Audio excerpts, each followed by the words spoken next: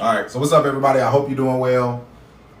For those of you who've been rocking with me since 2020, it's a long time. It's a long time, especially over here on TikTok. TikTok, Yeah, we started over on TikTok, then we moved over to Instagram. Now we're doing both, right?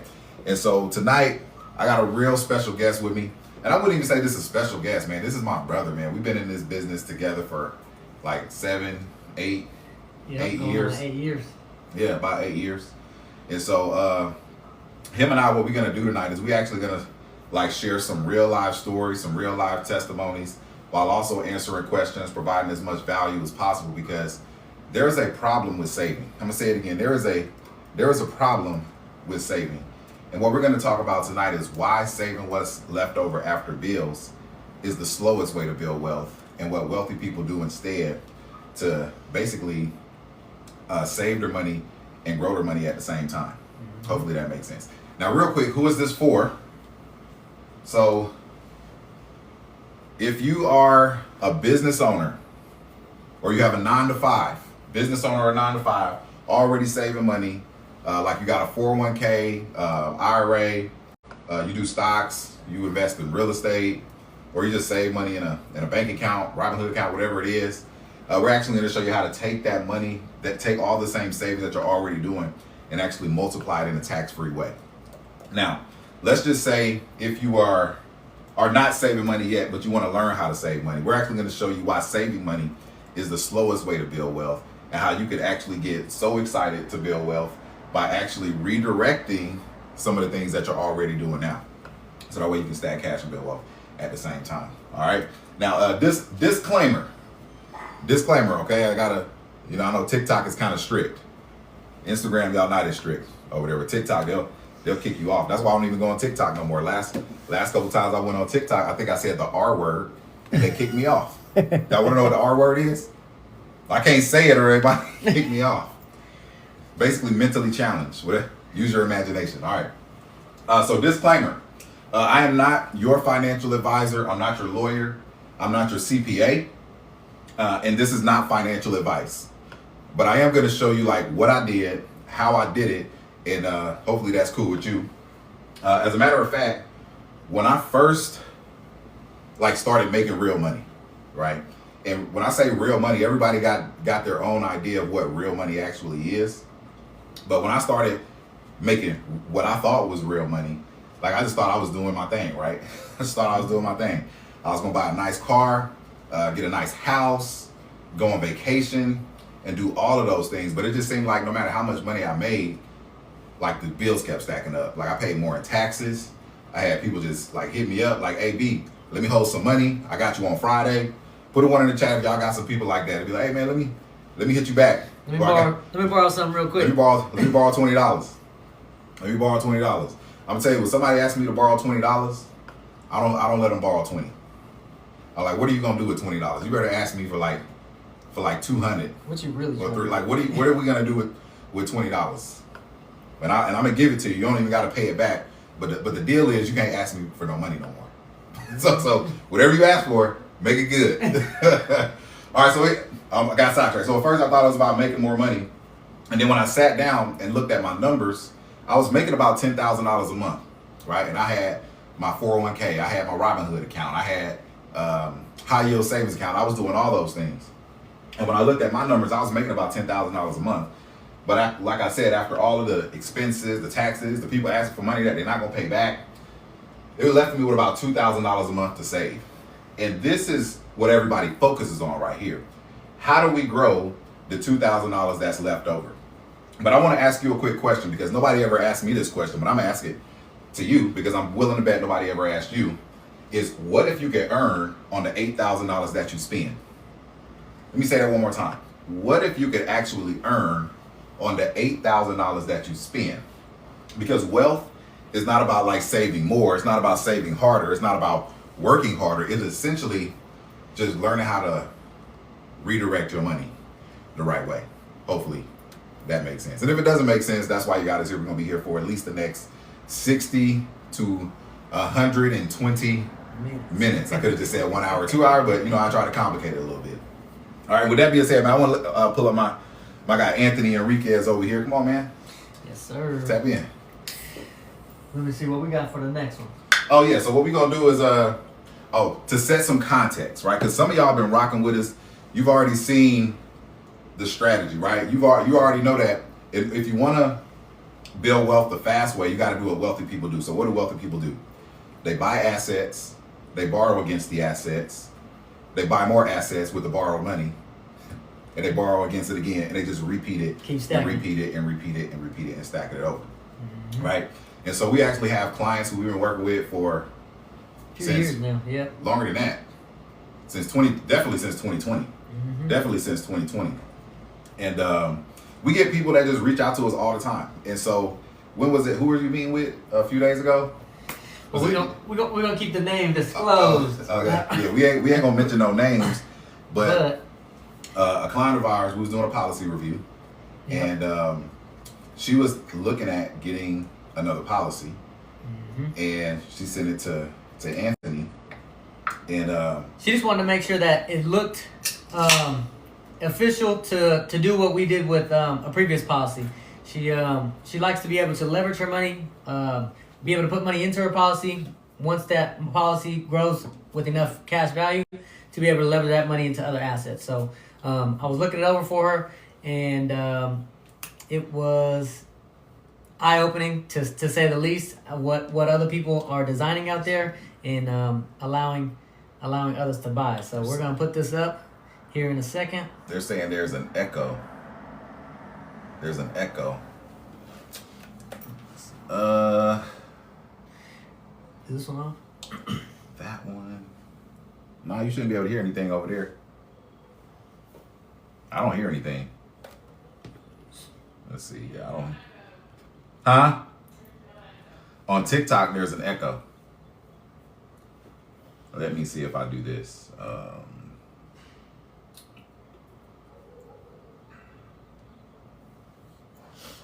You know what? But hey, that's why we're doing it. Trying to figure out what works, what doesn't work. All right, so let's back up real quick. Let's back up, and let's just get to the good stuff. Let's just stop messing around. Let's jump right in it. Jump right into it. Okay. All right. So put a 1 in the chat if you have a life insurance policy. Put a 1 in the chat if you have a life insurance policy. Okay, we got a few. You got a few? Good. Okay. All right, because I want to make sure we're all on the same page. Because there's been a lot of talk about life insurance policies over the years, like the different types. You have term, you have stuff through work, and then you have policies that are designed for cash value, right? Meaning, and when we say cash value, you actually buy the policy for death benefit, but you also are looking to save money in it for use at a later. Yep. And that's what we're going to actually be talking about tonight, because a lot of times people will see something on YouTube, or they'll see something on TikTok, or they'll see something on Instagram, or their cousin or their mama or somebody tell them about a policy, and they go out and they try to figure everything out of their own.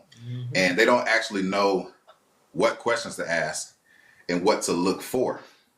And so that's what we're going to actually break down tonight. We're actually going to show you some real life examples based on like our actual clients, like people that we've worked with in the past. And so this one client of ours, she's actually been a client of ours for about 2 years now. And they were from Florida, had just moved to Illinois. And the guy, he was a retired like sheriff or something. I think he was a sheriff or a police officer, something like that. Anyway, he moved to like Illinois to be a farmer, which is dope. Like, I think that's super cool. Just to be able to do it. Just to be able to do it. So he ended up setting up this policy where he's the owner. The policy's on his wife, and they were just looking at setting aside $1,000 a month into that policy with the intention of being able to leverage that money out whenever they needed it for the farm. Okay. And so, yeah, that's been going great. So we're actually going to take a look at that a little bit later, but we want to share what happened in a call a couple of days ago when the wife was actually looking at getting a second policy. And we're pretty much just going to go through this and just walk through it and show you what it is. So, you're going to have to go this way. That way. There we go. So we don't want that. No, those are the Garrett. Those are the we want. It'll probably be beige. We want that one. There we go. That's what we want right there. So here we have a policy design. Let me make sure that we're in screen over here. Yeah, we have a time delay, just so you guys know. So a short time delay. We have a policy design here, and Oh wait, before you get into it. Okay, before you get into it, is there still the echo? no, we're good. I think we're good. Okay. Oops. So before we get into it, this is in no way, shape, or form any has nothing to do with like Amplify Life or anybody who has Amplify Life policies or anything like that. It's strictly the design. This is just an example. We're just showing you what was given to this client. Okay, that's all we're doing right here. Okay, all right, it's on you. All right, so like I was saying, we have a design here, a female, 45-year-old female, and this is just gonna show line by line how much money is gonna go into the policy and what the results are as far as cash value. So in year one, let's make sure this is on. We got, Zoom in a little bit more. I'll just write it. So we got $4,800 that is going to be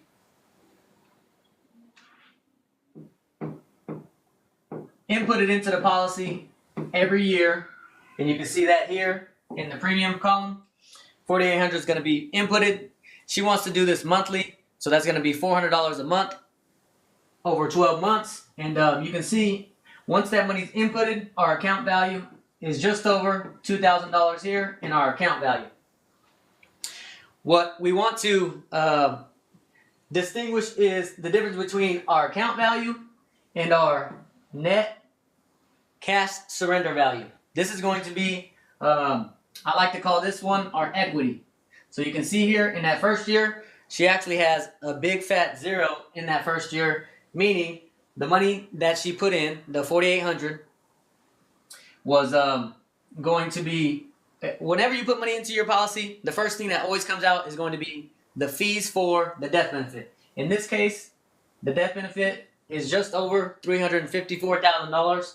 So once she puts that $4,800 in, you can see here there's just about half of that, just over half of that into the policy, and actually what she has available is going to be $0 in that first year.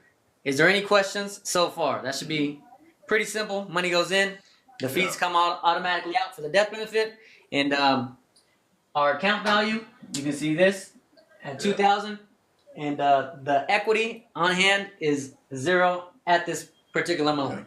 And let me pause there, because sometimes you really don't know what questions to even ask. So let me just give a little bit more context around like what we're looking at. So this lady, she called up somebody, I don't know who it was.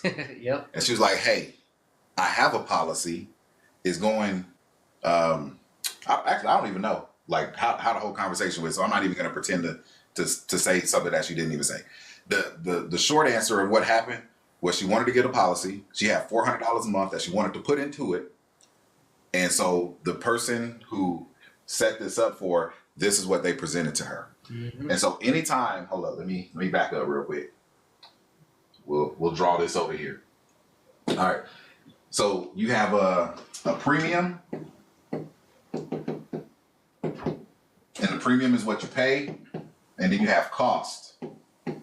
That is for the insurance policy.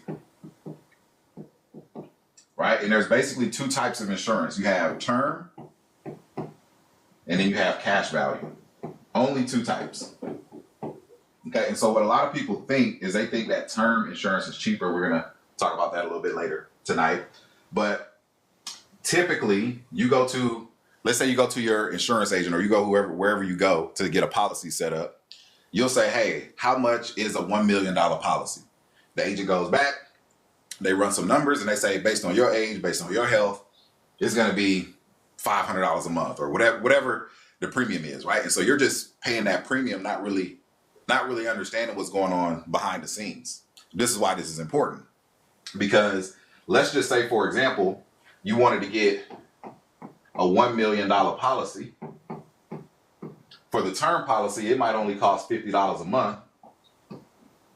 For the cash value policy, it might cost $500 a month, but that would be the premium. But the difference between these two things is the cost is completely different than the premium.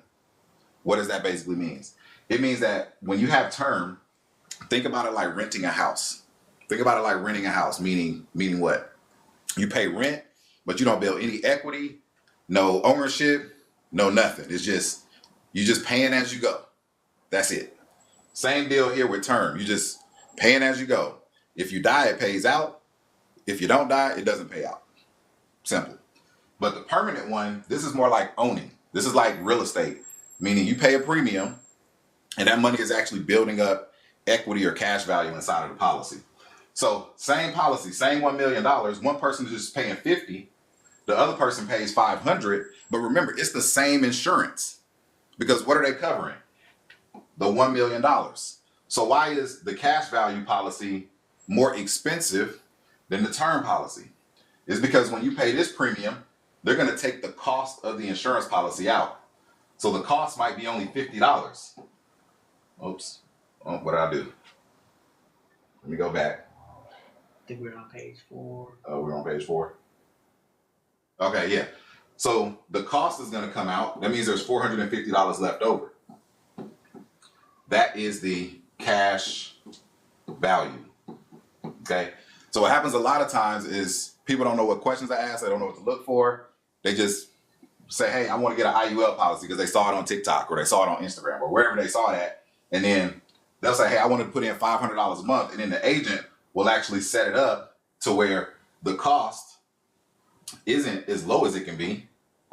So instead of paying $50 a month for cost, they end up paying something like $400 a month for cost. And then they only have $100 left over for cash value. So that's actually what we're looking at right here. So if we come back to this example, I'm gonna let you pick it back up. And we can see she was putting in $400 a month, $4,800 for the year, minus her charges. There's only $2,000, so that means about what, $2,800, almost $3,000 went to the cost of that insurance policy. And as far as the equity that she can access, it would be a zero, right? And this is not what she wanted. This is why she had us look at it. Mm-hmm. Okay. Yeah. All right. Because she came to us and she just wanted to make sure what she got going with this other person was what she had in the past with her other policy. And while I was looking it over, I was just simply explaining, does it make sense to put in $4,800 in year one and have $0 of access? Put a 1 in the chat if that is a equal trade there. To put in $4,800 and have $0 actually available. I'm gonna get into it's pretty much gonna be the same thing year after year after year. We have $4,800 over the first 10 years. I'm just gonna skip down to line 10. She would have put in $48,000 into the policy over 10 years. And let's just look at the account value.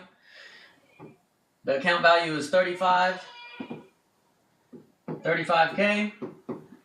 That's how much the policy is actually worth. This is the amount of money that's making interest for us every year. And the actual access that she has to her funds at this moment is 35K. It's almost the exact same. But that's after 10 years. This is after 10 years. She is still, let's say, underwater in this policy. Yeah. So let's hold on, wait a minute. Oh yeah, that's terrible. My bad. I thought she had put in 35. Okay. So she put in 48,000 and her available is 35. One of the main reasons, one of the main signifiers of this is the death benefit actually started out at 354,000. And this policy is set up on an increasing death benefit, meaning that the policy is actually going to increase in death benefit, aka there's going to be a little bit more fees added to the policy every single year. At year 10, this policy has $387,000 of death benefit from the previous $354,000. So that's one of the reasons, as well as just the way it was structured, that just in the first year is a dead giveaway that there's not much cash equity for the client. Anything you want to add to that? No. Pretty smooth. Any questions so far? Yeah.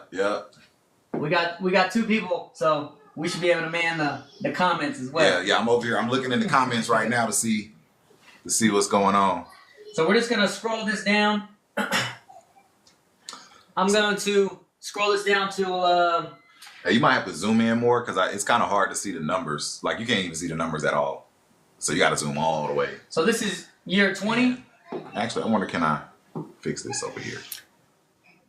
After 20 years of putting in $4,800, she would have saved $96,000 of income into the policy.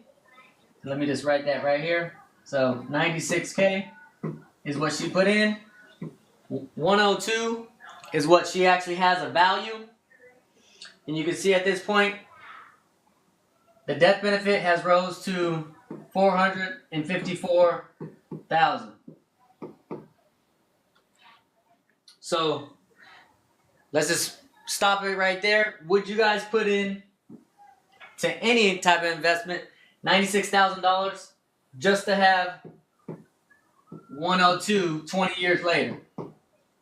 That's a good question. Would you put money in a place? Would you put $96,000 into something, expecting it to be worth more 20 years from now than it is, and it's only worth $102,000? It's only $6,000 more after 20 years. Yeah, that's it. Yeah, I'm getting a lot of no's over here. So, this, like Brandon said before, this can be a great tool to utilize as long as it's set up properly. And you can see, before you sign any papers, you can actually look at the documents here and see how the numbers are growing. And like I said, the account value is going to be the amount of money that is making interest for us every year. And then there's always going to be a cash surrender value. That is the amount of money you have access to, so your equity. And I'm just going to top it off with 30 years after. She would have put in $144,000 into this policy. So $144,000 that went in. After 30 years, she would have 201 of cash value, and that's the exact amount of money that she has access to. Yep. I see one question. Do some of the policies provide dividends? Some of the policies, this is specifically an IUL, so it doesn't provide any dividends. But things like a whole life policy, it does provide some guarantees plus dividends. Let's see. All right.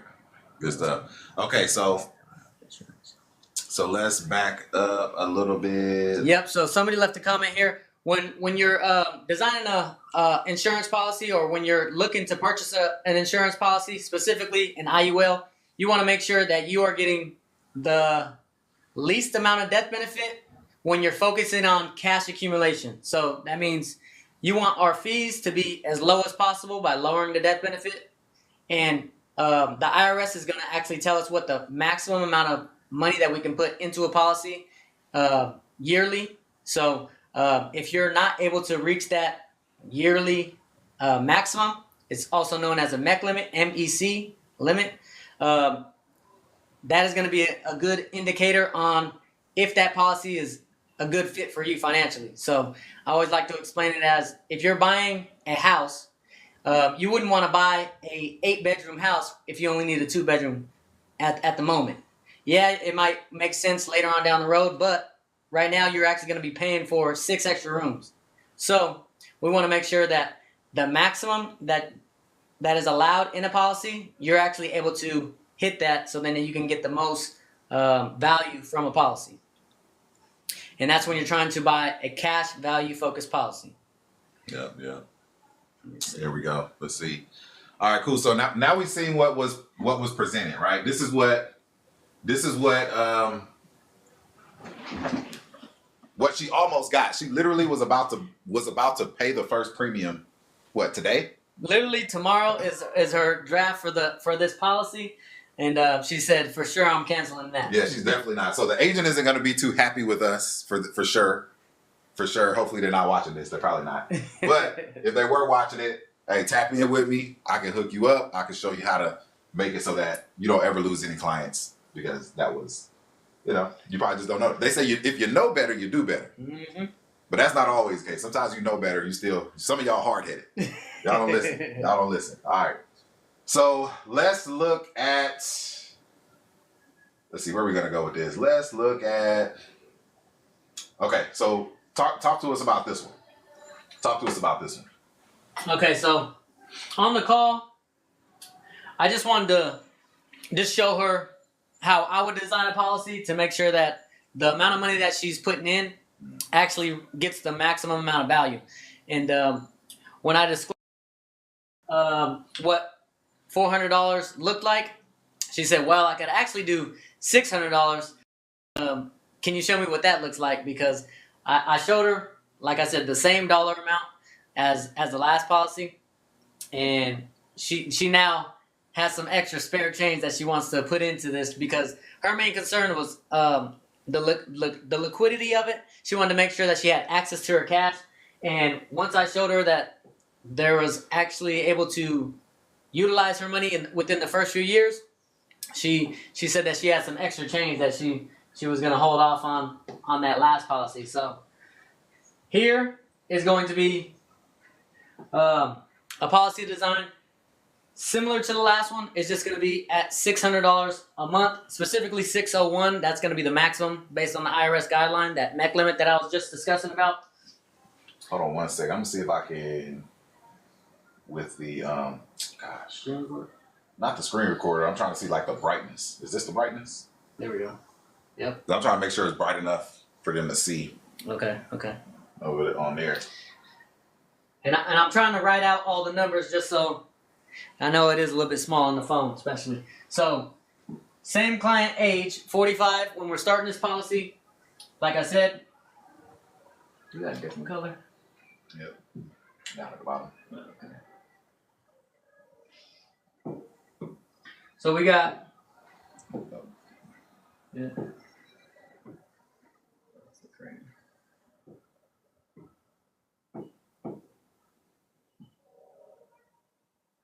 All right, so we got 601 is what the IRS tells us is the maximum that she could put into this policy. So times 12, that's going to be our annual amount, 7212 going into the policy.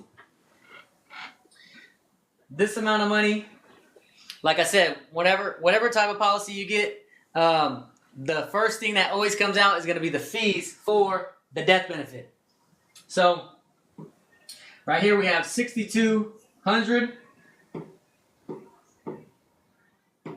That's going to be our account value, the amount of money that's going to be making interest for her every year going forward. And out of that amount of money, they do restrict a small portion. They want to make sure that if you were to take all the money out via loan, that the policy doesn't lapse the next day. So they typically do keep a small reserve. And as you continue to keep the policy, about a 10-year grace period, it will be totally liquid, meaning they do keep a larger reserve in the beginning, and as the policy continues to age, they do let more funds be allowed to come out. So $5,100 is what is available within that first year, and that's after she's put in the full amount, the 12 months of $601 over the first 12 months. These are all going to be annual numbers. It looks like we got. Oh no, that was the same question. So the death benefit, like I said, we want to make sure that this death benefit is going to be as small as we can, so then we get the most cash growth. The fees, we want those to be the minimum based on the amount of money that we're putting in. So 100K is where we're gonna start this policy here, just because that's the amount that the IRS tells us is gonna be the maximum for that 601 premium. And after 10 years, she would have put in $50,000. Well, actually, let's back up. That's after 7 years. That's after 7 years. Oh, my bad. That's after. So, after 7 years, and that's going to be right here, she would have put in $50,400. That's the amount of money that has went into the policy, and this is actually going to be the 7-year mark. She has. That's the 3.5% return. Oh, okay. Let me see. Just slide over. No, go back. Other way. Other way. Is it? Other way. Keep going. Other way. Oh, okay. Slide it. So we have.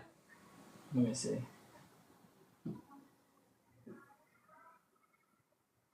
So she would have put in $50,400 into the policy, and in this illustration, they actually give us two illustrated rates. So we have the first one, and that's what I was mentioning on the last one. If the policy was to earn a 3.5% return over the first 7 years, there would be $47,000 available as far as that policy goes.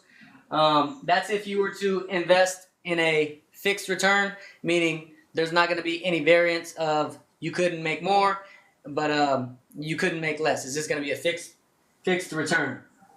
We also have a 6.81% illustrated rate, and this is what they assume based off of past data that they can that the policy will most likely earn in the future. Nothing is guaranteed. Obviously, they can't control. Well, nobody can control the stock market, so they're just going based off of past data, what the numbers are looking like in a policy, based on their fees and what they allow for the caps. So, yeah. So let me just back up, because some of you might be like, okay, well, where's that 7% coming from? So, if you've ever had an investment account, or if you've ever I'm just going to use a 401k as an example, because some people they have it and they check it. And you know how when your 401k, when the market is going up, your money in your 401k goes up, but when the market is doing bad, the money in your 401k goes bad, and you basically lose money. So that's essentially your rate of return. So what we're saying here is the insurance company allows your money to go up when the stock market goes up, but when the stock market goes down, they guarantee the principal so you don't lose money. And generally you'll earn up to maybe 11, 12% on the high end, but you're guaranteed to not lose money. Like if the market goes negative, you don't make anything, but you don't lose anything. And so because year over year, those numbers can change, they're not going to show you 10% every year. Mm-hmm. So that's all they're showing here. They're showing you like 6.8, like kind of in the middle ground as an average to look at over time. Hopefully, does that make sense, guys? Hopefully that makes sense. So that's where the number is coming from. Now, what we're going to do in a minute is we're actually going to look at some real numbers, because this same design, this is actually a second policy that the client is actually going to get, but she's already had one for 2 years. Mm-hmm. She's taking loans out of it and everything. That's why she want to get another one, because it works. Exactly. So at the 7-year mark, there would be $53,000 of account value, as well as access to her funds. It is slightly below that. It's not even $500 less than that. Like I said, it does take about 10 years for the policy to become 100% liquid in most cases.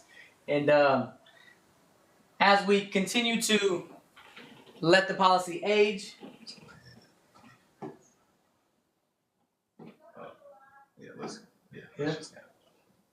Oh, I was trying to just record it. I was trying to do the screen record, but it ain't working. As we continue to let this policy age, we're actually going to stop all premium payments just in this design.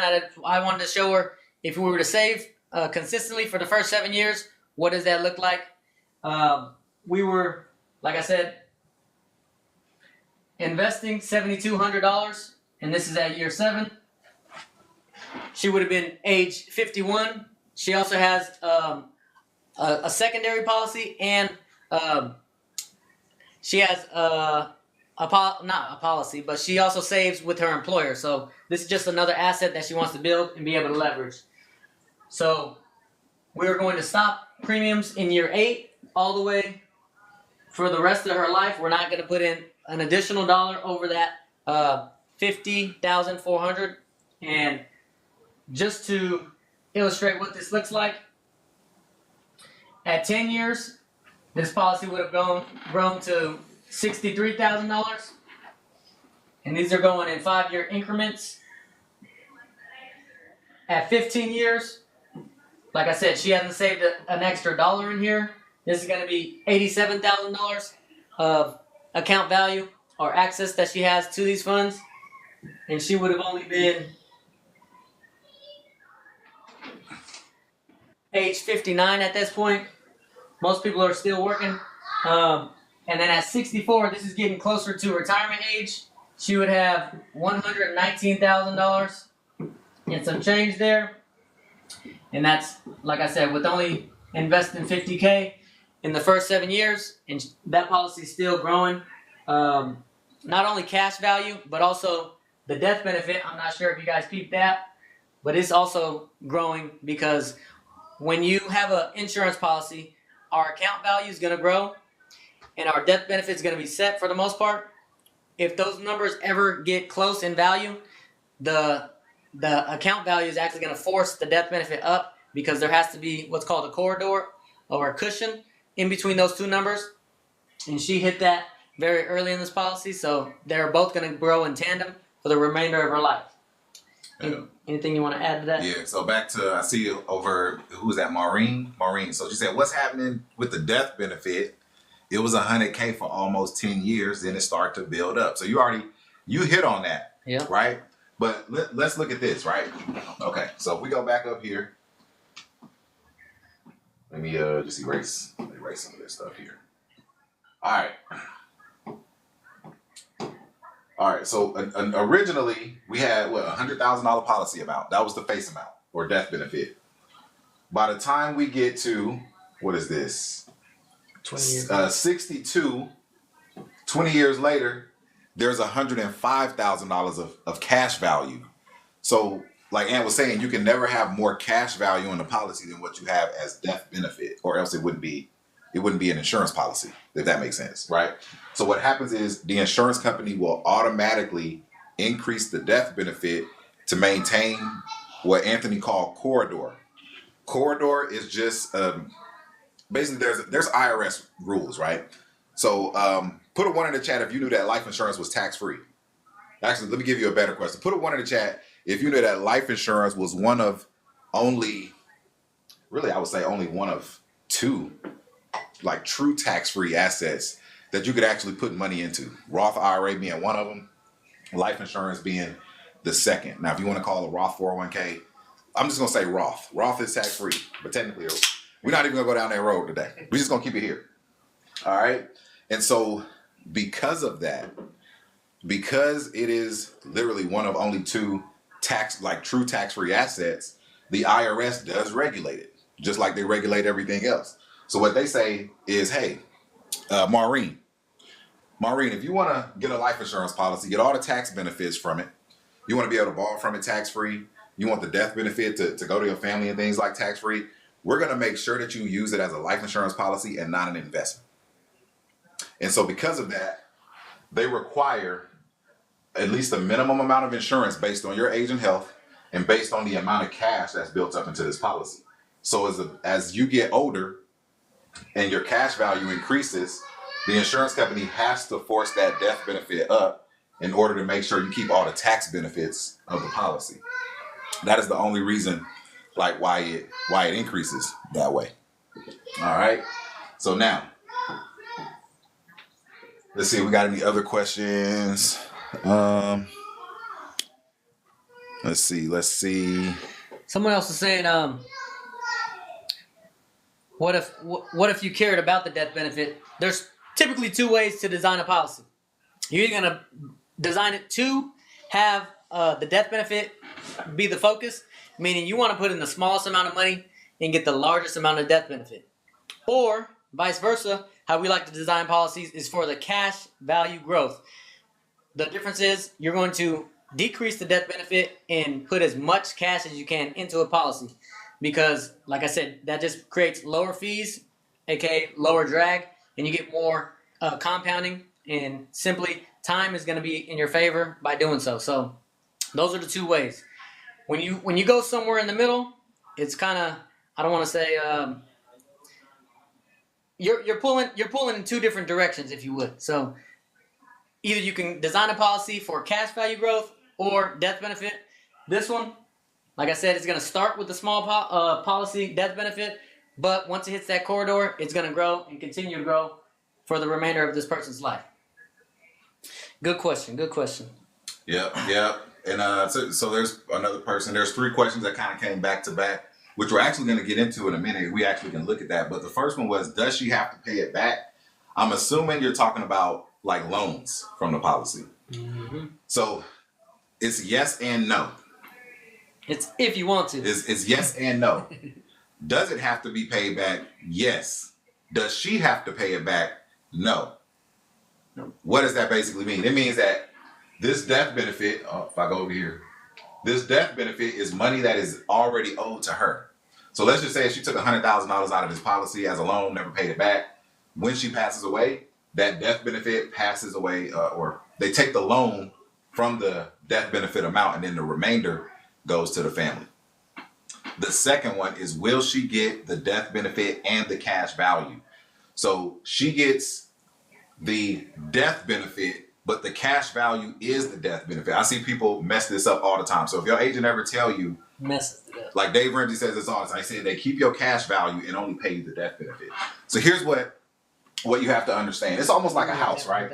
Let's say if you had a house that was $500,000, you bought it, and then you're making payments towards the house. Like you're making payments towards the house, and let's say you pay the house off. Like, let's assume no interest, no nothing. You bought the house for $500. You paid for it for 30 years. You own the house. It's free and clear. But then you go to sell the house, and it's still worth $500,000. How much money are you going to get?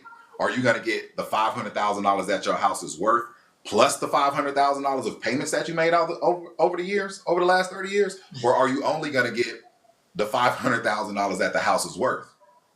Right. Only the $500,000 that the house is worth. Why is that? Well, that's because when you have a life insurance policy, all right, in the first year, it costs you the most. Why? Because the insurance company is on the hook for $100,000, even if this person only paid one premium of $600, right? Actually, let me do this. This is better. Let me draw it out. Mm-hmm. Okay. Let me draw this out.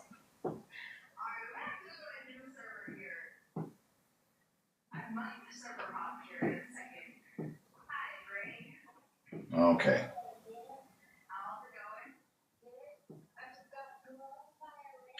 All right. So let's say that this was your death benefit, and it was equal to $1 million. Okay. And let's say this is today, and this is age 120. Okay, the reason why I put age 120 there is because all life insurance policies reach maturity age 120, 121, right around that time. And by the age of 120, 121, this line right here, and this line right here actually represents cash value. Your cash value, it should equal the death benefit at age 120, 121. So, but how does that apply today? Because I got to answer the question, do you get the death benefit or the cash value, to answer that question, the death benefit is the cash value. Here's how. So when you start off, if you got this $1 million policy, let's say in year one, you pay 10 grand. Okay. So now, let's say you got that much cash value, only 10 grand worth of cash value. This space right here, that's what you call the gap between what your cash value is and how much the insurance company is insuring you for. This is called the risk. It's actually called the net amount at risk, but I'm not trying to teach a life insurance class. But maybe there might be agents watching this who might find it helpful. But this is what it's called. It's called the net amount at risk. So in other words, if you had $10,000 of cash value and the insurance company was insuring you for $1 million, that means they're only going to charge you for $990,000 worth of insurance, not $1 million of insurance. Let's fast forward. Let's say this is 30 years from today. Now let's say your cash value is worth, just color that in a little bit. Let's say now your cash value is worth $600,000. Actually, I probably shouldn't have colored that in. Because now, okay, there we go, perfect. So let's say your cash value at this point is worth 600 grand. Okay. So now the insurance company is only insuring you for, again, the difference. So if this is your 600,000 of cash in your policy and your death benefit is $1 million, now they're only insuring you for $400,000 worth of insurance, which means what? It actually means that you're actually paying for less insurance as you're getting older because you're actually self-insuring. You're self-insuring. So to answer the question, do you get the death benefit or the cash value? You're technically getting both, but the cash value qualifies as part of the death benefit. So like, for example, if this person paid out, or if this person passed away right now, $600,000 is their cash value. They're only paying for $400,000 of insurance. Maybe I should say it that way. They're not paying for $1 million of insurance anymore. They're only paying for $400,000 worth of insurance because 600 of it is their money. So when it pays out, it's $1 million. Hopefully that makes sense. But that's a really good question because I see, oh man, I ain't gonna call them out, but people be messing that up all the time. Even agents. Usually it's agents. Dave Ramsey got an excuse, but if you're a life insurance agent, financial advisor, you have no excuse other than you're new. And no one's taught you. And nobody's taught you, but now you know. If you know better, you do better. So they say, you know better, you do better. Exactly. All so right. That's exactly why the policy actually increases in value from $100,000 right here. And I think that's year 11 that it actually starts increasing. And it'll continue to increase throughout the lifetime of this person's, over the lifetime for this person. So very, very simple there. Next page. All right. So this one, okay. So let's play the guessing game. Let's just throw out a average number. Let's say a healthy female, right? All we know is 45 years old right now. Just put a number in the chat when you think, on average, a person of that age would pass away. Healthy female. How long is she gonna live? What on average? How long is she gonna live? 85. Okay, let's go with 85. That's gonna be this top line here. 85. Well, let's go right here. So you can see the actual death benefit. Let's see right here. It's going to be 85. She would have only put in $50,000, just over $50,000 in the first 7 years of this policy. I'm not sure how good you guys can see this number, but it's going to be $467,000 that she has of account value. This is the amount of money that she could have touched any given year.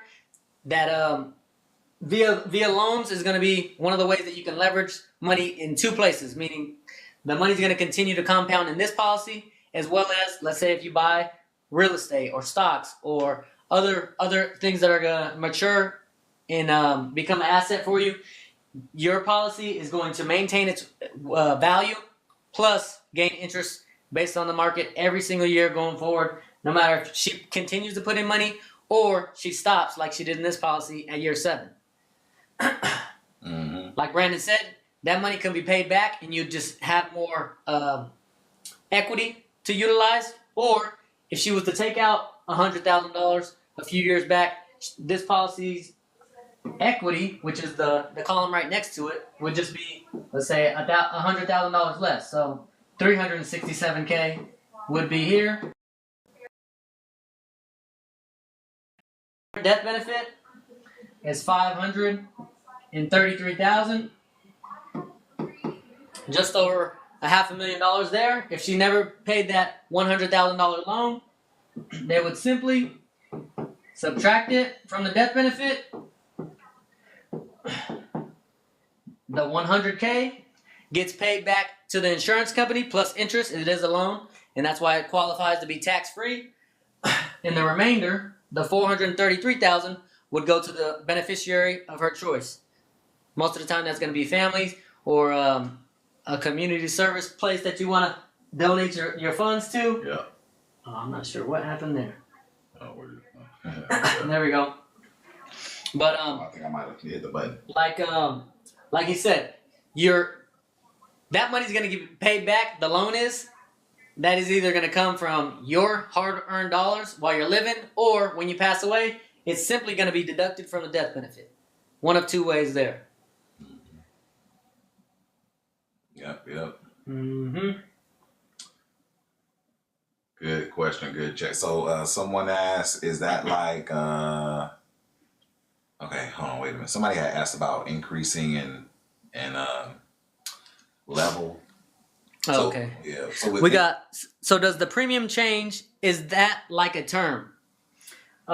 In this policy, that's one of the major things I like about the IUL specifically is that the policy, the premiums are going to be very flexible. Meaning, the maximum is set at I think it was $7,200, just over $7,200 per year.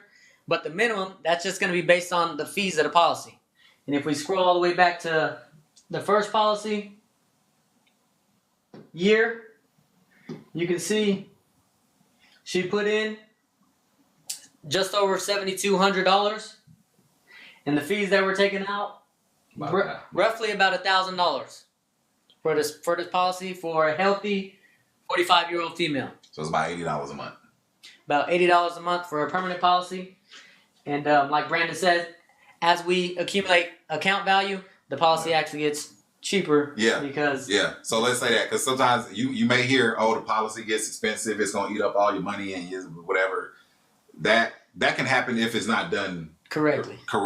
And it could also happen if it's done correctly, but you don't put the money in it correctly.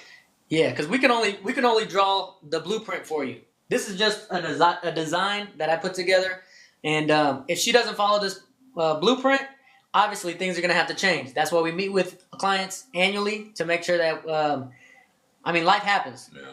There's going to be change in your income for sure. You're not going to make the same dollar amount that you do today for the rest of your life.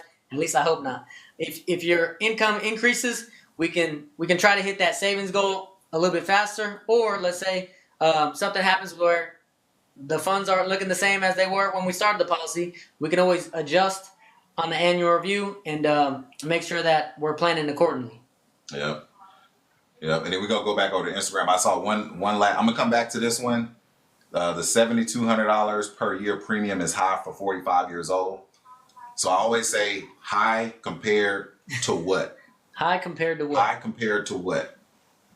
Because when people ask that question or when they phrase it that way, it means they're looking at it for insurance purposes. But this is not for, it's for insurance purposes, but this is more so for insurance for your money.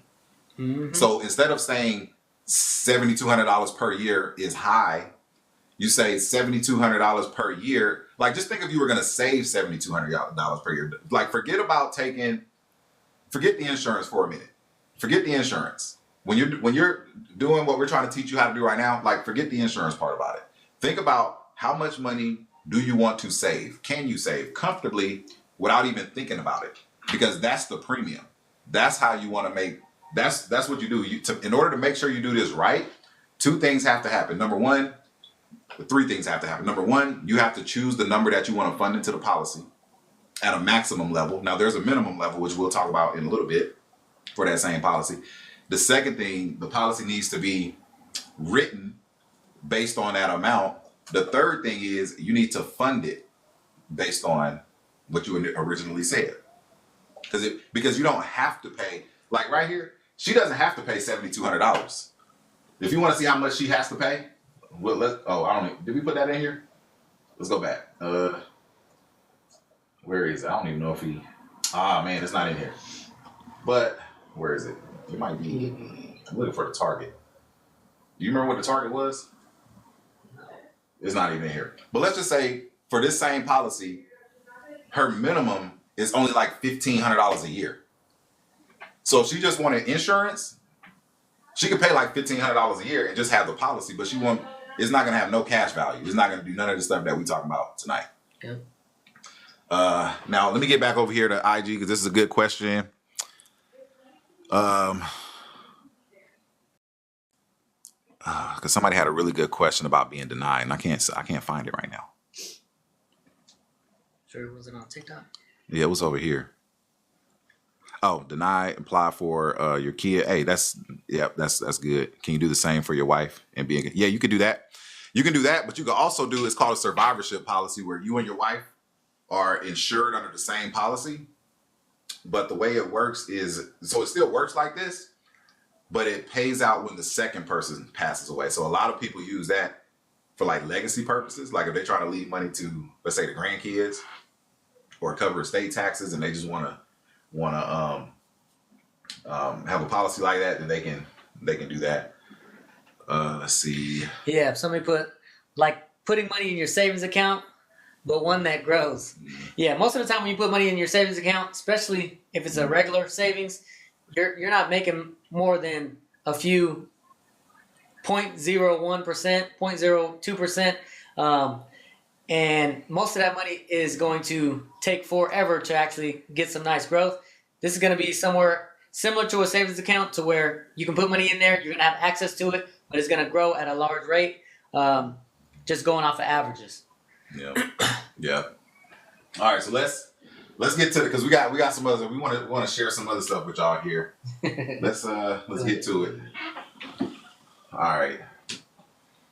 So this is the actual policy that she's had for about 2 years. All right. So for this one, her premium is $1,000 a month.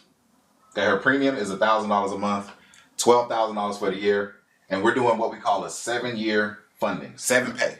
So we're only going to pay into it 7 years. Similar is basically what Anthony just showed you, but this is what she already has. All right. Now this is just the illustration. Keep in mind, whatever we see on these illustrations, let me highlight it. What does it say right here? What does it say up here? Non-guaranteed values. Why are these values non-guaranteed? Because 1 year you might make 10.5%, 11%. Oh, 1 year you might make 10.5% or 11%. The next year you might only make 1 or 2. That's why. And we don't know what tomorrow holds, next month holds, next year holds, 10 years from now holds. So they just give you a projection of what the policy can look like based on averages, based on numbers. All right. But this is beside the point. This part is mostly irrelevant. What I want to do is show actual numbers. Let's find it.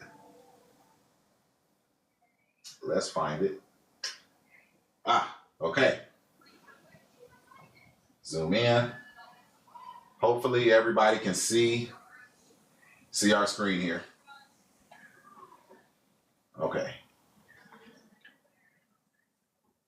All right, so we actually pulled this up earlier today, and this is her actual policy. She's had it for 2 years, actually about 2.5 years, almost 2.5 years. She's been paying $1,000 a month. This number right here, this is her account value. This is like what I mean, we already been talking about this, right? So you pay your premium minus the charges. You got that. That's the cash value. Right here is what we care about. You guys see that number right there? 6.97%. So this number right here is actually her 1 year, her 1 year return. This is the return on her $21,000 inside of her policy. Hold up. They saying my live gonna end. I need to do this little puzzle piece thing. I guess. Just logged out. Oh, for real? Gotta do the little puzzle piece. Okay. So this was her 1 year interest crediting rate, because the way the policy works, it credits annually. So that is her return on her premiums. All right, moving on. Let me see. Is there anything else I need to cover in here? Nope. As you can see, she's putting in $1,000 a month. And she's been sticking to the plan. Like, her and her husband said, hey, we want to put in $1,000 a month. We plan on using this money because we may need to, because they're starting a farm in Illinois. And they're like, hey, we're probably going to need to use this money at some point in the next year, 2 years or something. So they're just been putting in $1,000 a month. All right. And actually, I want to see something real quick.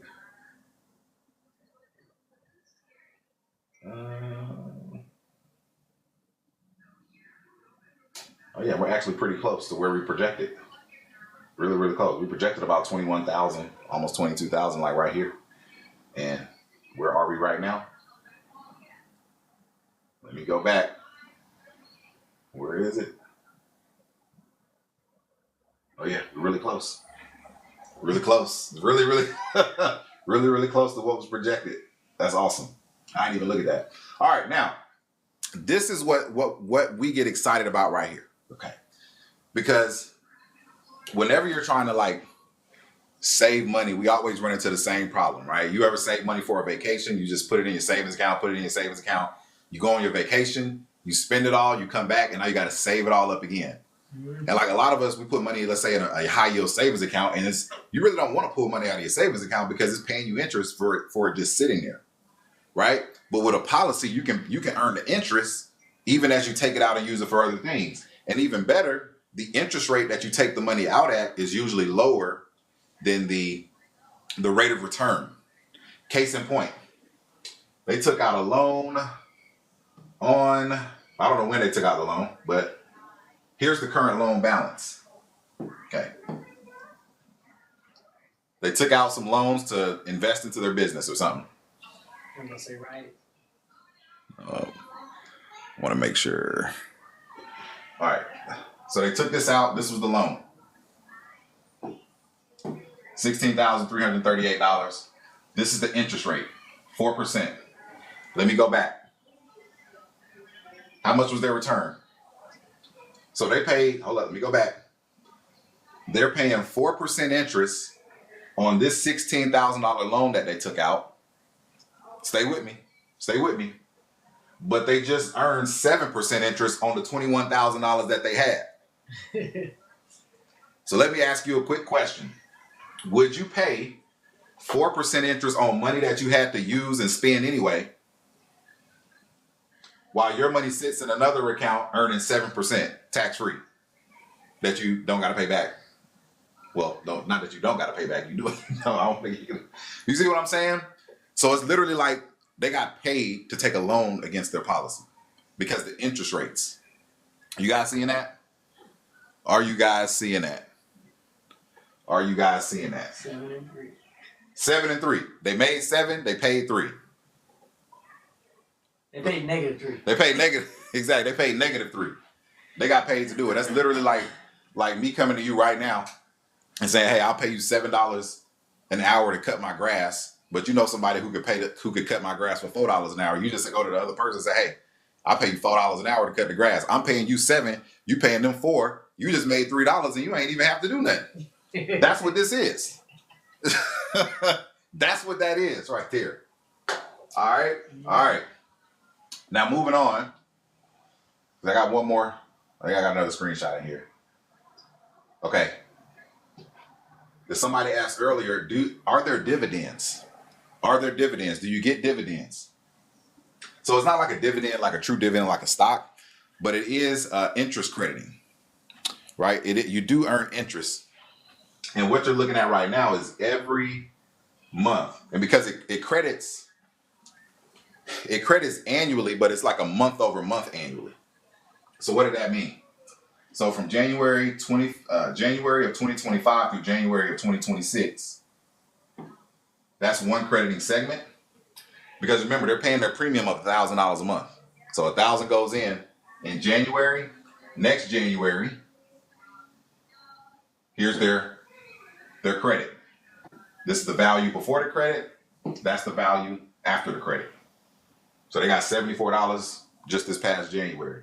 Now if we go back to last year, $64, $65, 70, 66, 66, 61, 70, 32, 64. And this is just based off of last year. This year's returns haven't even came in yet. So based on where everything is right now, based on the interest rates, the markets, everything like that, these credits should maybe not fully double. Actually, let me see. No, they should about double. Yeah, they should double. If everything stays the same. If everything stays the same, these credits should double. For sure, within the next 3 months, it's pretty confident that they're gonna double. Pretty confident that it's gonna double. All right, so that's that one. All right, let's see if we got any. Oh, and then here's the loan information. And this is so simple. Like they could literally just, whenever they want to take out a loan, they don't gotta, ask for permission or nothing like that. They're not gonna get denied. There's not gonna be a limit on what they take out of it. They got options. They got options. Okay. Now I want to do one more. We're gonna do one more. Okay. Here's another plan. This has actually been a client of mine for about 2 years. And this person, they actually put $40,000 in the first year. And I want to say, wait, was it 40 in the first? I can't remember. They've been putting money, like pretty big money in here. Actually, that might not be big for some people. Some people, $40,000 is crumbs. But for everybody else, for us normal people, $40,000 that's a lot of money, But he's putting in about $40K a year. That's the plan. You see his account value, as we already showed in the previous example, of $61,000. His policy size, $700,000 or $600,000. I'm sorry. And if you look at his 1 year return, a big old 7%. Big old 7%. Why is that important? It's important because he actually also took out a loan, and the loan that he took out, he actually used it to pay down high interest rate credit card debt. So now let's look at him.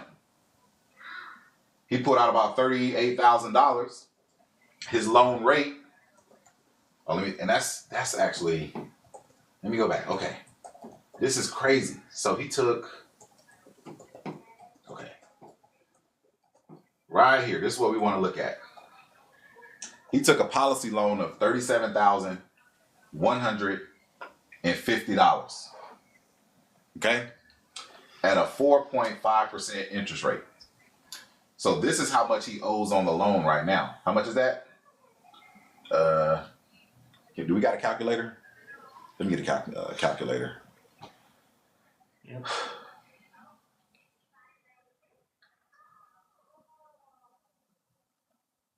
Because that's what, 15? What do you got? That's something like $1,200.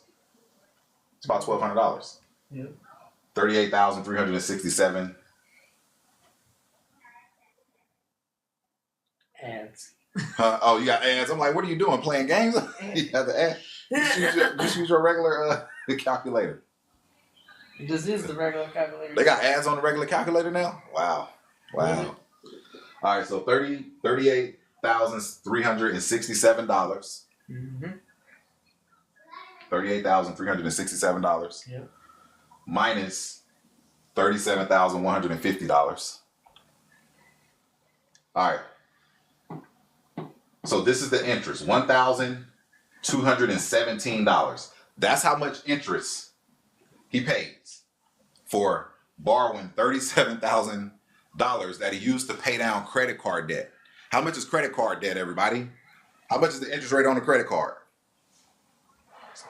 Is it 10%? Is it 15%? Is it 20%? I guess it depends on On the card. It depends on the card, right? But I ain't never seen a credit card with an interest rate of like 10. At 20%. So at 20%, his debt on $37,000, he would have paid $7,430 just interest. Just interest. All right. So what he did instead, because like let me back because this is important, y'all. This is so important because when people get in debt, they panic, especially when it like slams doors in your face. When you're trying to buy a house or you're trying to buy a car, and you got high utilization. You just like, man, can I get out of debt? Can I get out of debt? So then what do? You pull money out of your 401k. You have to pull it out of investments. You got to pull it out of investments, right? Or worse, you use your own cash to pay down the debt. That's the worst thing that you can possibly do. Use your own cash to pay down the debt. What are you talking about, Brandon? Well, remember, he had been putting about $40,000. Well, the first year he put in $40,000 in the policy, okay, of cash that he already had. And then when he did that, he took a loan of $37,150 at a 4.5% rate and used that to pay down credit cards with 30% interest. But that's not the best part. The best part is this. Are we going to come back there? The best part is this. Well, I'm going the wrong way. It's coming. I'm going to say it again. The best part is this. There it is. I passed it. Hold up. All right. The best part is this. He's earning interest on all $61,000 in his account, even though he borrowed against it. And that's his rate of return, 7%. 7% minus 4.5% is 2.5%. Y'all see that? All right. Now, we're not done. Because now we may have to add all of this stuff up. We may have to add it all up. Let me see. 2, 2, 1, 1. Let me see. 1, 2, 3, 4, 5, 6, 7, 8, 9, 10. And that's definitely more than 10. All right. So if we were to add all of this up, I'm not even going to add it up right now. But these are all of his, and this is all the interest that he was making. You guys see all this interest that he's making right here? In his policy, this is just last year. And remember, we're in this year now, so every month that he comes and checks in, he's going to get even more interest based off the money he put in last year because it's compounding. So why am I mentioning that? Because people say, well, why would I borrow my own money? Why would I borrow? Well, number one, you're not borrowing your own money. Number two, if he's only paying $1,200 of interest on this policy loan to pay off 30% interest credit card debt, while the money inside of his policy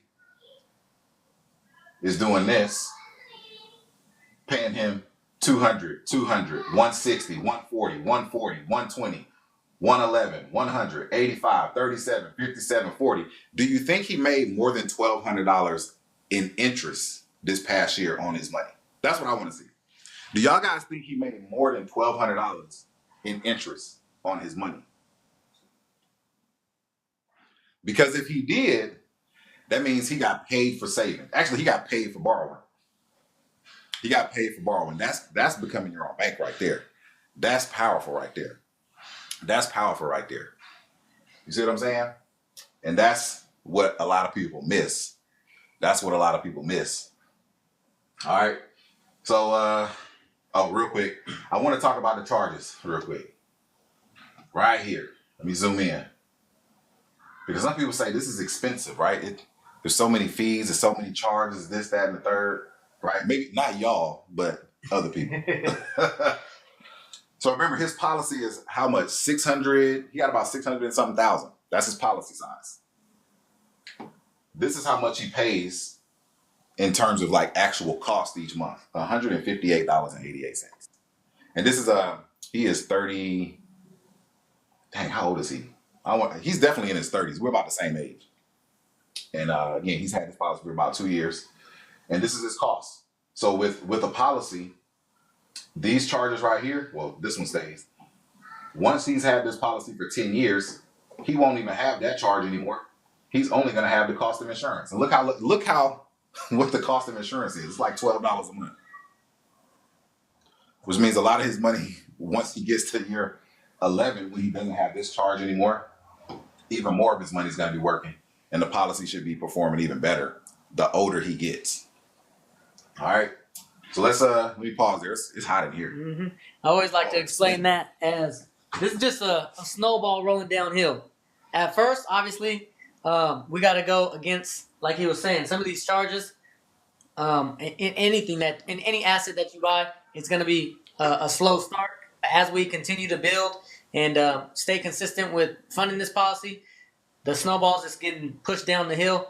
And as you've seen in some of the illustrations, we actually stopped funding them, and they continue to go and grow throughout these people's lives. So if you guys got any questions, feel free to reach out to me or Brandon via any social media. You can find me, Anthony Enriquez, on YouTube, TikTok, Instagram, and Facebook, and then Brandon Anthony Clark. If you're not already watching over here, same. He's on all those platforms. What we got over here? Let's see what we got. All right. Somebody put 401k is your own cash that you have to pay back. That is true. If you borrow from your 401k, number one, there's a limit, but it also is coming out of your check. Yes, it's every really week going forward. Yeah, it's really your own cash. And you're getting taxed twice. You get taxed twice on it at that. You get taxed twice on it at that. Mm-hmm. Right. So you're saying. So I'm not saying the cost of insurance goes down with age. What I'm saying is right here. Right? What I'm saying is right here. The cost of insurance goes down with age. What I'm saying is right here. Right? What I'm saying is right here. $1,000 policy. $7.46 plus a $5 monthly policy charge. That's $12.46. Y'all stay with me. The policy issue charge. This is a charge that they pay monthly, but once they've had the policy for 10 years, this charge, it goes away. This is the cost, like right here. This is how, a couple of things. This is how agents make commissions. This is how they pay the underwriters. This is how they pay the staff. This is how they keep the lights on. Like they're a business. They got to make money. Insurance companies, they don't even make money on the policy until it's been in force for like 4 or 5 years, especially with permanent. Now term, that's a little bit different. It's a different model there. But like I said, when you've had the policy for 11 years, now you got to check your own specific policy. I'm only talking about this policy that we're looking at right here. Every policy is different. And we'd be happy to look them over for you if you don't know. Yep. This charge goes away. He's only got his cost of insurance. And if we go back over here, you see this? Here is a credit. You see this credit? Right there, $217.94. This number is actually larger than what he paid. Meaning what? The interest is covering his cost of his insurance policy. Compound interest is covering the cost of insurance policy. So he keeps funding it. His account gets bigger. These credits can potentially get bigger. So instead of making $200 a month, he'll get to a point where it's coming in at $2,000 a month. Yeah, we got clients that they got multiple commas coming in every month for interest. Yeah, we got clients that's getting like $2,000, $3,000 a month just interest in their policies, just like that. So that's exciting. But again, I mean, it takes time. The most important part is just getting started. All right, most important part is getting started. Yep, death benefit for this one was like $600,000. Let me see. I can't. Let's back. Oh, back.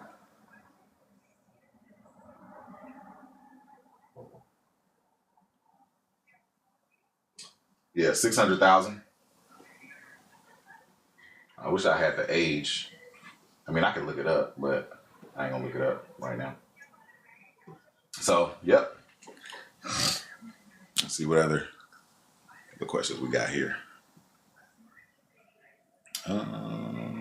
Correct. So he hasn't paid any on the loan because the prepayment is higher than the loan amount.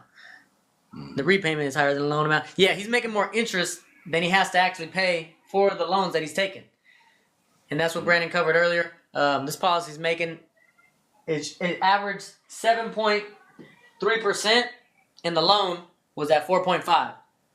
So he actually earned by taking out a loan. Yeah. And like he said, he actually knocked down a bad debt in the credit card that is at a way higher interest rate, and he's just utilizing this asset to leverage dollars in two places. He's making money over here, and he actually paid down a bad debt in those credit cards. So that's one of the things that you can do is utilize those funds however you want. That can be lifestyle, that can be other assets. It's really up to you. But obviously, if you're holding on to bad debt and you have some equity over here, not a bad play if you're going to make money on that interest. Yeah, that's why we say saving money after bills doesn't actually build wealth. You got to have a container that you can use to leverage bills like credit cards and mortgages and car payments, because all of that is debt. All of that is debt. And so you have to use debt to build wealth. Secure debt like this. Secure debt like that. All right. I'm like going on your mouse pad here. What carrier is this? I'm not sure when that question came in, but we looked at Amplify Life. That was the first one. That was a policy that we didn't do that. Somebody just sent it to us to look at it for them. We looked at National Life Group, and this is Minnesota Life or Securian Financial. Yep. All right. Let's see. We got any other questions? How much does it cost to start an IUL policy? Let's find out. Let's find out. Put your age in the chat, and we're gonna do one live for you. Do one live. Put your age in the chat and how much you want to save, and then we'll tell you how much it costs. So while we get that information, all insurance policies are going to be based on your current age, your health status. So they like to tier that to where either you're going to be considered average, above average, or below average. Based on where you're at on that scale, you may be paying a little bit more than another person just because you're, let's say, less healthy than someone else. You're more of a risk to the insurance company. If you're above average, you're actually going to be getting a sweeter deal out of that one. So age, health, male or female. I'm not sure why, but they say males are a little bit more dangerous than females. So they give us a shorter lifespan, aka we pay a little bit more as males in a insurance policy, and then the death benefit size. And I like to equate that to a house. If you guys are going to go buy a house at $100,000 worth of value, that's going to be way different than if you buy a house that is $1 million worth of value. You are going to get more value out of the one that cost $1 million, but it does cost more. Like the fees or the maintenance of the larger policy is going to be a little bit more there. What if you've had major surgery? Typically, with any type of surgery, they like to see what the post-op is looking like. So if you're actually becoming healthier, or if you're on medication and your health is being stable because of the medication, they just want to make sure that you're not declining, and they haven't really solved the problem, if you would, from whatever illness or surgery that you may have experienced.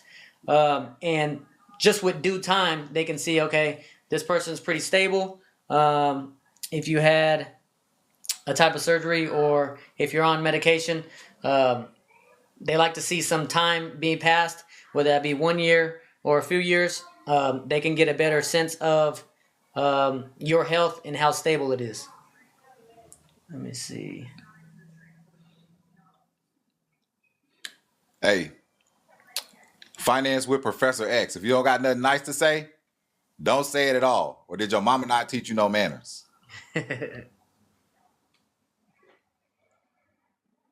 All right. The companies, we typically like to just find a good fit for the person's goals. We don't have one specific company. As you've seen, we pulled up multiple companies today, and it's really going to be based on a person's goal and how much they're looking to fund a policy. Each IUL or each company really is going to be different, and they all have their strengths and weaknesses. So those are going to be custom fit. Yeah. What about mental state?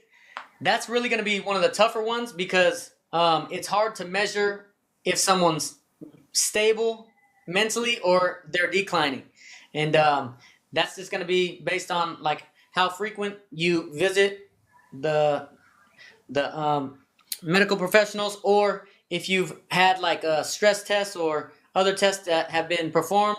If you have two different data points on that, where you're currently at compared to where you were. So mental states are a little bit hard to judge, but they do have simpler, or they do have ways of trying to justify that one.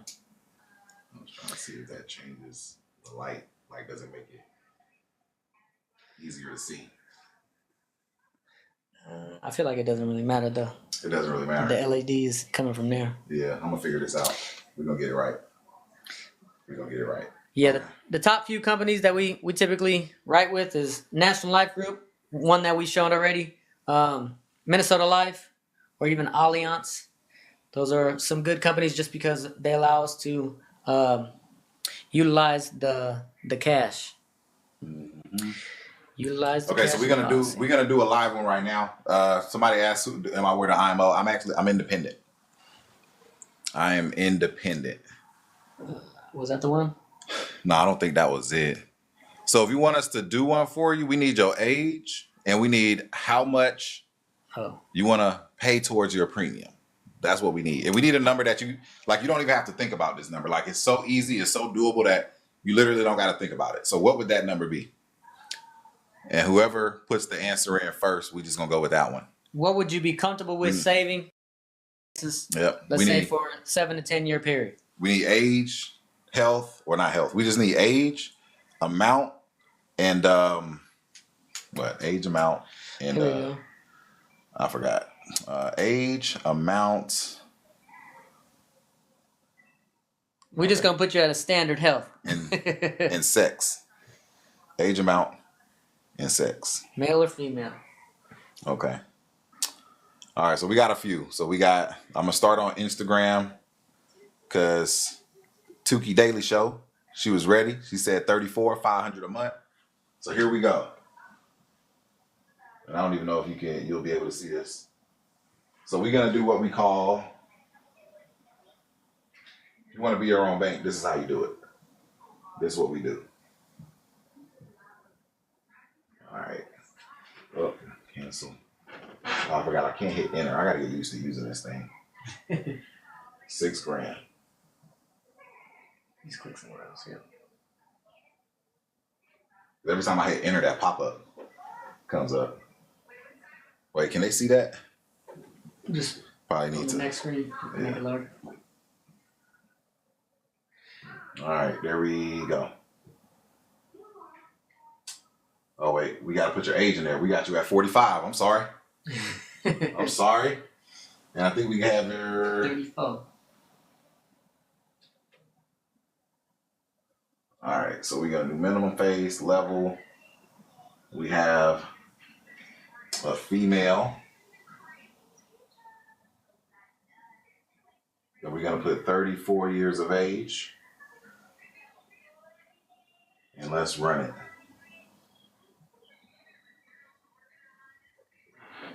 All right. Let me see if this is still on. Okay. All right. First things first. Y'all see this number right here? Oh. Wait, where's there we go. All right, you guys see this number right here. It says 7-pay premium. 7-pay premium.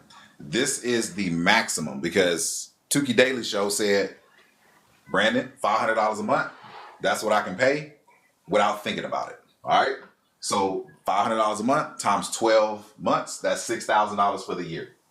So you cannot put any more money than $6,000 a year into this policy as it's currently set up.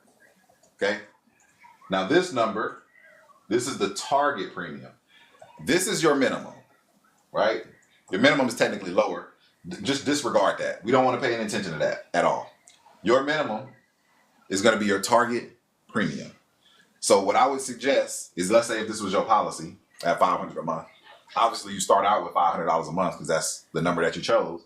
But let's say if you lose your job or things get rough and you can't pay any premiums, then put in the target premium. This is like $100 a month, right here. And if you absolutely can't put in any premium at all, then you don't have to. But just know that the cost of the insurance is going to be deducted from the premium. No matter if you pay from the cash, right? All right. So let me move on. All right. So here we go. We're gonna do 7 years. 7. 1, 2, 3, 4, 5, 6, 7. Total 42,000. Year 7, we got 40. Well, I went down too far. Oh, that's not cool. By year 7, you got 48,000. Oh, yeah, gotta zoom in. So by year 7, you got 48,000. Policy size 109,000. What you have available? 45, or approximately 46. So notice how after the 7 years, and this is why I like doing this. 7 years, guys. 5 to 7 years. Like, you get a policy and fund it for 5 to 7 years, you should be good to go. Like, you shouldn't.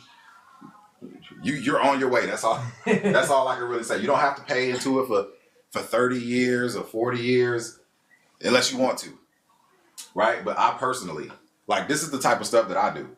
5 years, 7 years, like, for myself, right? Because let's think about it. If you were to buy a car, how much is a car when you finance a car? 5 years, 6 years? I've even seen some 7 years, right? It's easy to plan for 5 to 7 years versus planning for 30. It's easy to plan for 5 to 7 years versus planning for 30. 30 is a house payment. 30 is a mortgage. 30 years is a mortgage.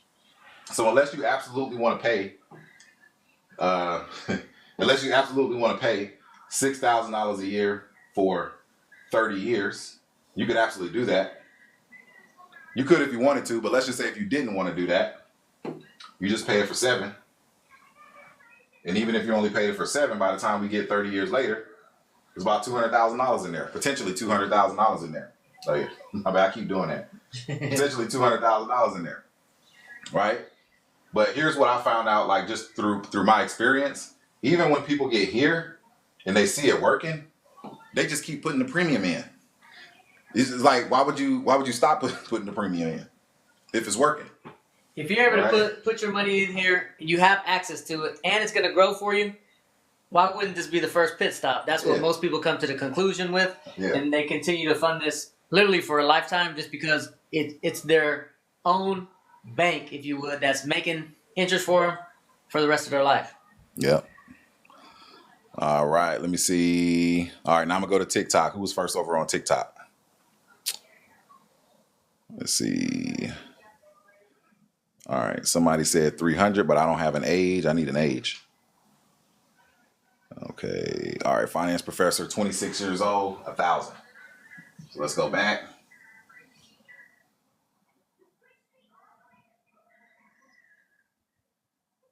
Oh, I should change. Oh, I can come back to that. So that'd be 12,000 a year.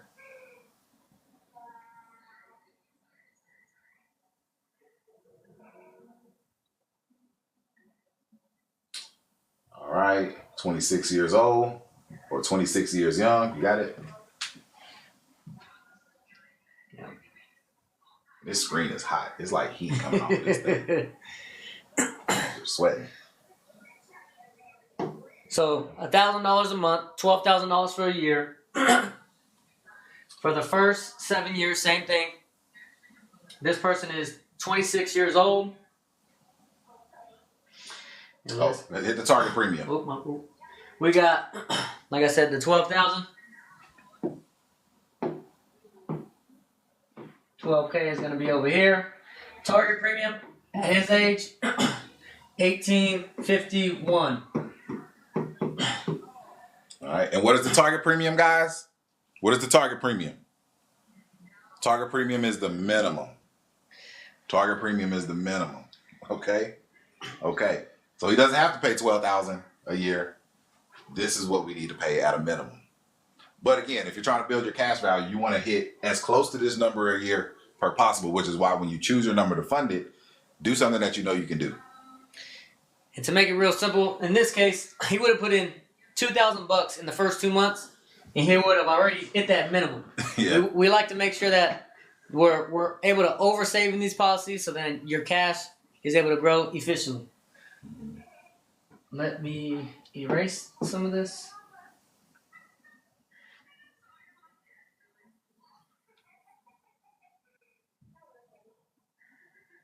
All right. All right.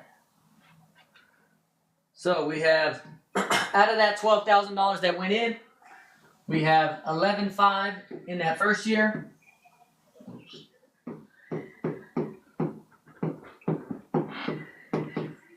$11.5 is what the account is worth. That's the amount of money that's making interest for him.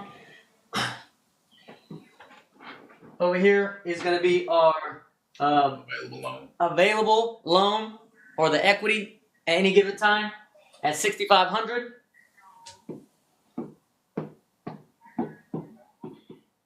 And the death benefit for that specific age, specific health, and that policy size to be able to comfortably accept the $12,000 for the year is $223,289.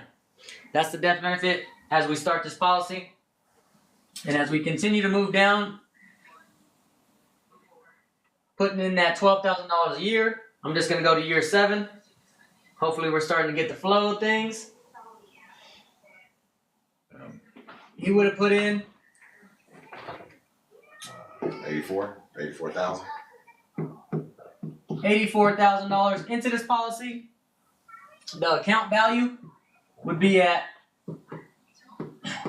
$98,000, and the available loan or equity at that given moment would be $94,000. And the policy's death benefit is already growing. They've already met that corridor, meaning the account value is growing so rapidly that the death benefit is approaching soon. So there has to be a cushion for this to remain a tax-free instrument, aka the life insurance, and that's why the death benefit grows there. And if we were to just continue this down, perfect. If we were to continue this, as far as the no money going in after year 7, so $84,000 in total. Let's just go to age 50, because that seems like a nice round number there.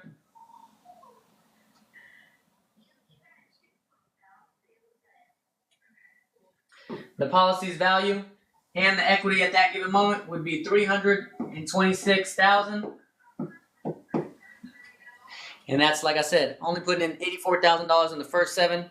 He could use this money any given year prior to this specific age, and that can go to other assets that's going to build more wealth, pay off debt, whatever you feel the need to utilize your cash for. This is your money, very similar to a savings or a bank account, to where you don't have to ask anybody for permission. You're not going to get taxed. There is no gatekeeper, if you will. Mm-hmm. All right, $2,000 a month, 14-year-old male. So the question was, the insurance company literally will send you a check back. I don't like taking checks just because snail mail, that be taking too long. I have them put it right into my account, and they do that typically within 5 to 7 business days. So whatever amount of money that you're trying to take a loan on, you put your request in. They all have online portals, and you could manually put it in your online portal, or just give them a call, and within 5 to 7 business days, that money will be in your account. You can do whatever you feel with that money, and then if you want to pay it back, you'll just have more equity in your account, or you don't have to pay it back, and it'll get paid back when you pass away. They're simply going to take the amount of money that you owe via the loan out of the death benefit, and the remainder goes where? Let's see in the chat if we learned something today. Yeah. All right, so we're going to go back. We're going to do the $2K a month. Let's do that one. You press on, yeah. 14 years old, male, $2,000 a month. This one's gonna look nice. right here. This one's gonna be nice.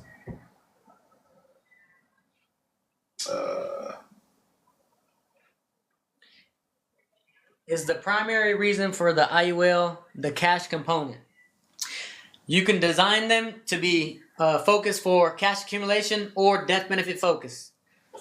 If you're going to do a death benefit focus, you want to pay the minimum amount of money premiums going into the policy for the highest amount of death benefit, or vice versa. How these policies are designed, you're going to put the maximum amount of cash allowed by the IRS, aka the MEC limit, and you're going to minimize the death benefit so then that the fees or the drag of the policy is going to be as low as possible. Max $2,000 a month, 24,000 a year. Minimum about $300 a month. So that's a wide range. So this is for a 14-year-old male, $2,000 a month, right here. So this is how it would be structured. So again,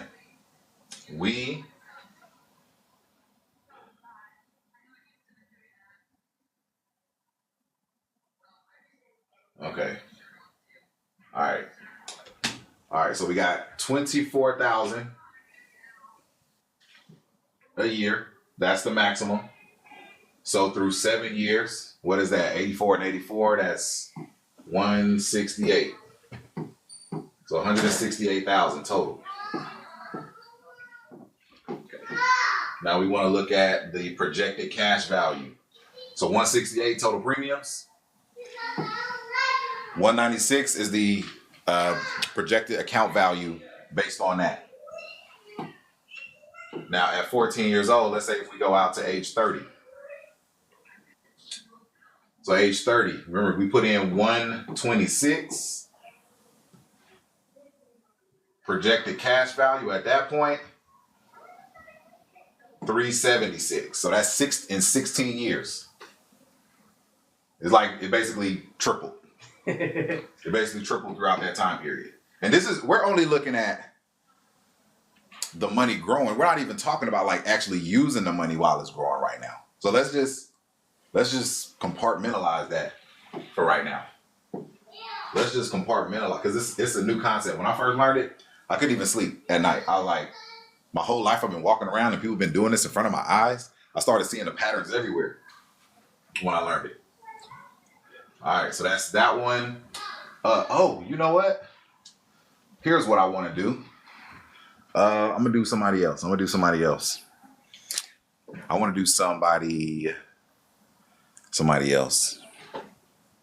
And while he looks at that, if you guys learned anything today, go ahead and hit that like button for us. Help us share this with more people. Get this information out. Mm-hmm. Yeah. And so you could put in as much money as you want to. Like I said earlier, this is going to be comparable to like buying a house. You're going to be the one that dictates the minimum and the maximum. The policy size is really what's going to dictate that. Mm-hmm. In some of these policies, they've been as low as $100,000. And earlier, for sure, I've seen them all the way up to $600,000. Depending on your financial situation currently, that's going to highly dictate the size of the policy. We want to make sure that the death benefit is the lowest it can be, so then you get the most cash growth. Yeah.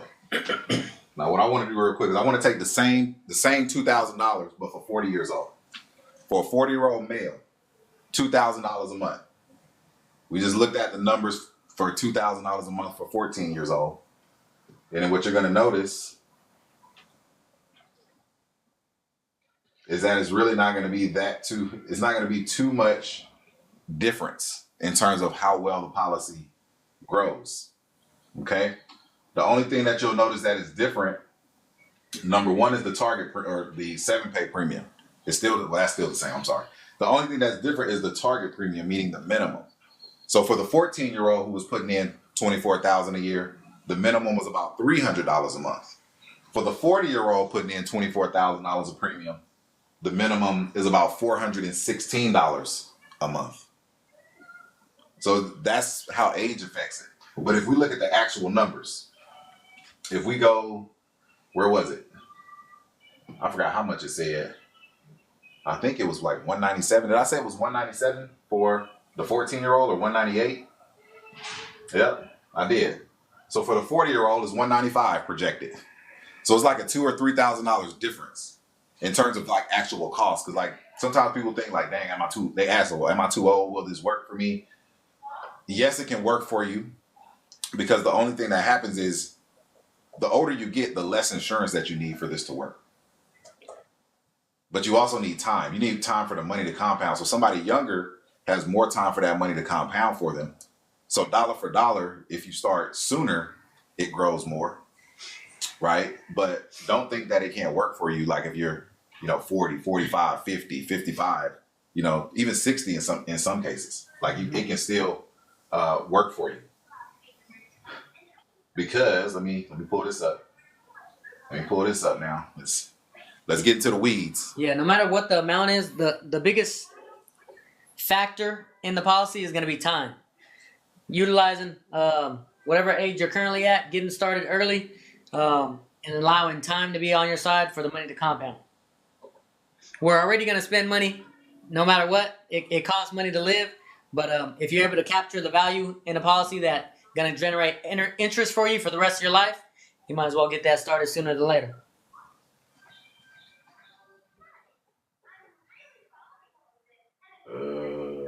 Oh wait, no, this isn't it. Wait, where'd it go?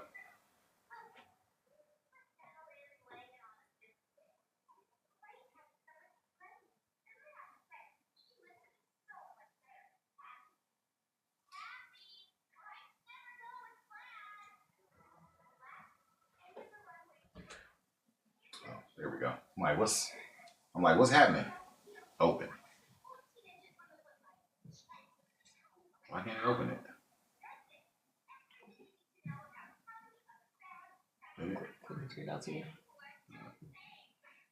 It was working. Maybe I need to. Yeah, no, that's not gonna work. Maybe I can't. Maybe I can. Shit, I could have swore I'd done this already. There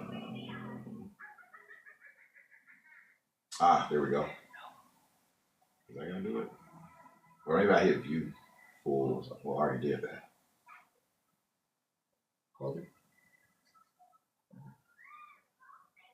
Is it going to a different page or something? It's supposed to be, but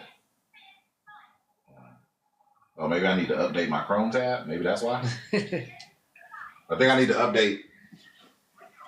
So it's not gonna work. Maybe.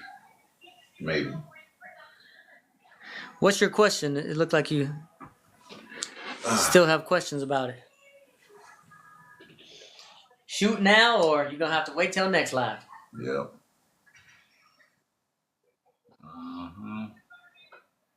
Because Brandon's kid's been waiting for him for the past hour and a half. Yeah. So to answer your question, that's a really good question, and that's actually where I was going. Why is it? Come on now. I don't want to buy anything. Yeah, we might not be able to do this. I don't know why it's not moving. Export. If I hit export.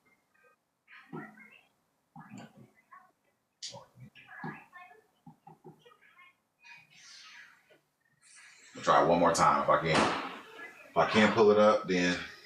Can you roll over funds from a 401k?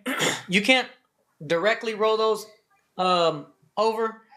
Those are coming from an account that hasn't been taxed yet. So you would have to take the money out, pay the taxes on that, and then you have free range of those funds after that.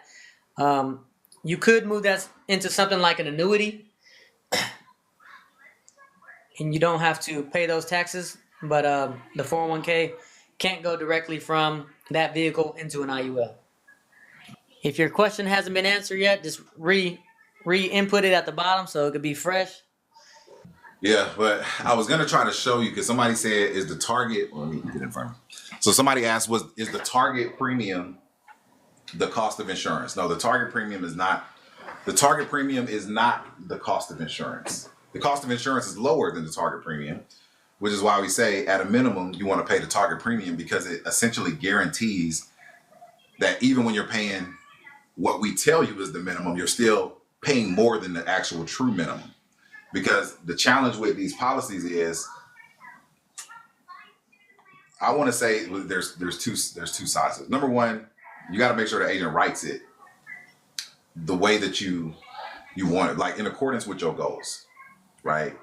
And if you don't know what your goals are, because at least with this, let me back up, right? Because there's a reason why most people end up getting a policy. And when I was trying to figure out for myself, I was just basically trying to say, all right, well, I just want to save some money in here and be able to use it whenever I need it. Not only that, there's other strategies where you can get wild with it. Like you can get wild with it. Like once you understand it, what's going on, you can really do some damage in a good way.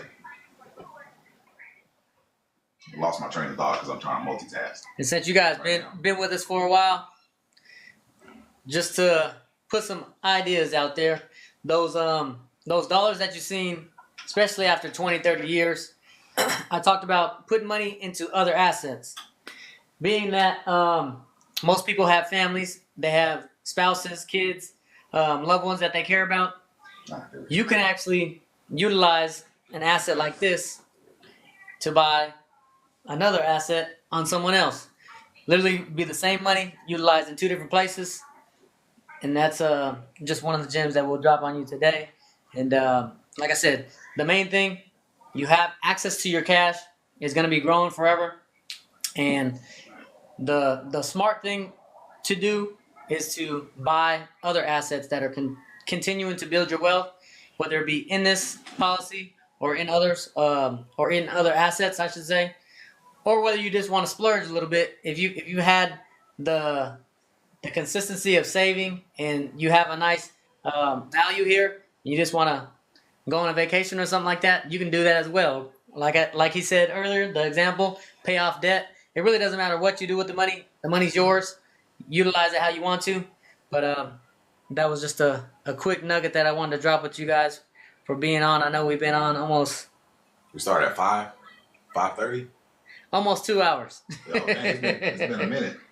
It's time to eat dinner. Mm-hmm. It is time to eat dinner. Would gold be a good asset? Yeah, that's one of the things that they say never loses purchasing power, just because you can't make more gold. But yeah, it's definitely going up in value over these last few months. It's been skyrocketing, and if you were just trying to store your value, yeah, gold would definitely be a good place to do so. Someone was saying that I was lying. I'm not sure if it meant about pulling money out or buying other assets and utilizing this one to really spend your money however the heck you want to. But we just went over for the last 2 hours of proof. The live will be posted after this. But yeah, if you got any questions, go ahead and put them in the chat. Hit me in the DMs. We'll be for sure. Hey, stay hopping. I can miss a few meals, man. So I'm not tripping off eating right now. I can stand to miss a few. Mm-hmm. Yeah. if you got questions, ask. Yeah. You know them Twitter fingers get a little crazy. Yeah. Yeah. Okay. Did you answer the question about rolling funds from a 401k? Did you answer that one? Somebody asked that. Okay. All right, then. Yeah, I think we're gonna go ahead and get out of here. I was hoping I was gonna be able to actually show the part about the target premium and the difference, but I'll do that on the next one. Right? We're not going nowhere, God willing. But I appreciate y'all for spending some time with us tonight. We'll see you on the next one. All right, now. Take care.